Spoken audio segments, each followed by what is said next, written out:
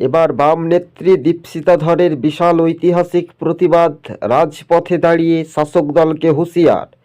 আপনারা দেখতে পাচ্ছেন যে অভয়ার বিচার, শাসক দল বিজেপি ও তৃণমূল একজোট হয়ে এই আন্দোলনকে তারা রুখতে পারবে না, এমনটাই স্পষ্টভাবে জানিয়ে দিয়েছেন সিপিআইএমের তরুণ তুর্কিরা। অন্যদিকে বীরভূমের নলহাটি 1 নম্বর ব্লকে বাম কংগ্রেস জোটের 20টি আসনে সমবায় নির্বাচনে বিপুল জয় হয়েছে। তবে দর্শক বন্ধুগণ, শীত গ্রীষ্ম বর্ষা বামপন্থীরাই মানুষের ভরসা, এক কথাই বলা যেতে পারে।